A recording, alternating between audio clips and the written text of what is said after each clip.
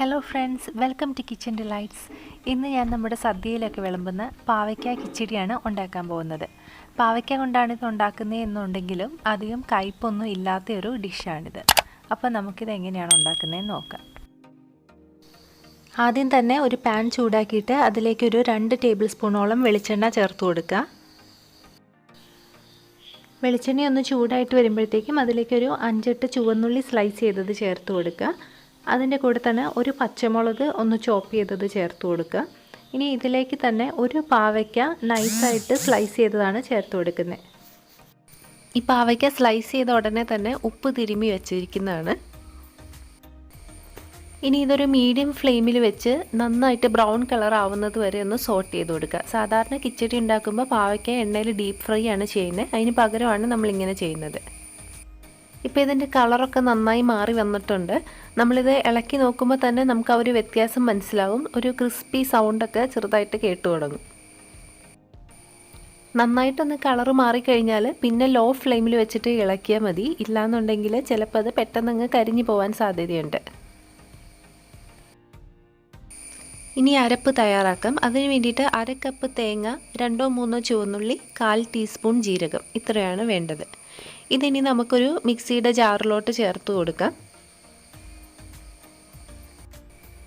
ഇനി ഇത് നല്ല ഫൈൻ പേസ്റ്റായിട്ട് അരച്ചെടുക്കണം. അതിന് വേണ്ടിയിട്ട് വെള്ളത്തിന് പകരം തൈരാണ് നമ്മൾ ചേർക്കുന്നത്. നമ്മുടെ കിച്ചടി നല്ല തിക്കായിട്ട് കിട്ടാൻ വേണ്ടിയിട്ടാണ് ഇങ്ങനെ ചെയ്യുന്നത്.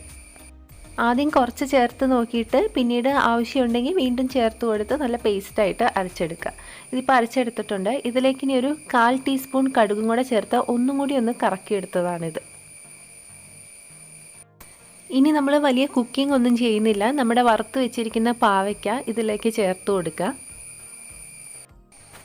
ഇതിനി നന്നായിട്ടൊന്ന് മിക്സ് ചെയ്ത് കൊടുക്കുക. ഇതിപ്പോൾ നന്നായിട്ട് മിക്സ് ചെയ്തെടുത്തിട്ടുണ്ട്. ഇനി ഇതിലേക്ക് തൈരാണ് ചേർക്കേണ്ടത്. ഒരു 1/4 കപ്പ് മുതൽ 1/2 കപ്പ് വരെ തൈര് നമുക്ക് ചേർത്ത് കൊടുക്കാം. ആ തൈര് ഇങ്ങനെ നമ്മളൊരു ഫോർക്ക് വെച്ചിട്ട് ഇങ്ങനെ ഉടച്ചു കൊടുക്കണം.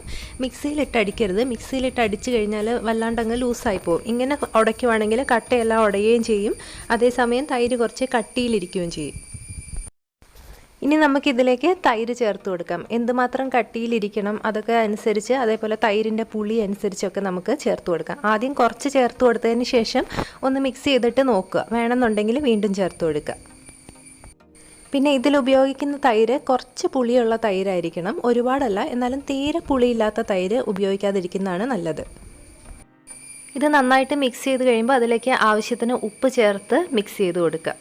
നമ്മൾ നേരത്തെ പാവയ്ക്ക വറുക്കുന്ന സമയത്ത് തിരുമ്മി വെച്ച ആ ഒരു ഉപ്പ് മാത്രമേ ചേർത്തിട്ടുണ്ടായിരുന്നുള്ളൂ. 1 ടേബിൾ സ്പൂൺ എണ്ണ ചൂടാകുമ്പോൾ 1 ടീസ്പൂൺ കടുക് ചേർത്ത് കൊടുക്കുക. കടുക് പൊട്ടി തുടങ്ങുമ്പോൾ അതിലേക്ക് കുറച്ച് കറിവേപ്പില ചേർത്ത് കൊടുക്കുക. അതിൻ്റെ കൂടെ തന്നെ 2 വറ്റൽമുളകും കൂടെ ചേർത്ത് കൊടുക്കുക. ഇതൊന്ന് നന്നായിട്ട് മൂത്ത് കഴിയുമ്പോൾ നമുക്ക് നമ്മുടെ കിച്ചടിയിലോട്ട് ചേർത്ത് കൊടുക്കാം. അതിനുശേഷം ഇത് നന്നായിട്ട് മിക്സ് ചെയ്തെടുക്കുക. ഇത്രയേ ഉള്ളൂ, നമ്മുടെ കിച്ചടി റെഡി ആയിട്ടുണ്ട്. നിങ്ങൾക്ക് വേണമെങ്കിൽ നിങ്ങളുടെ ഇഷ്ടത്തിന് കുറച്ചും കൂടി തൈരൊക്കെ ചേർക്കാം കേട്ടോ. ഇത്തവണത്തെ ഓണത്തിന് എല്ലാവരും ഇതൊന്ന് ട്രൈ ചെയ്ത് നോക്കാം കേട്ടോ. നിങ്ങൾക്ക് ഇഷ്ടപ്പെട്ടെങ്കിൽ നിങ്ങളുടെ ഫീഡ്ബാക്ക്സ് അറിയിക്കുക. അതേപോലെ സബ്സ്ക്രൈബ് ചെയ്തിട്ടില്ല എന്നുണ്ടെങ്കിൽ ഒന്ന് സബ്സ്ക്രൈബ് ചെയ്യുക, ലൈക്ക് ചെയ്യുക. അപ്പോൾ ഓണസദ്യയിൽ വിളമ്പുന്ന മറ്റ് റെസിപ്പീസുമായിട്ട് നമുക്ക് വരും ദിവസങ്ങളിൽ കാണാം. താങ്ക്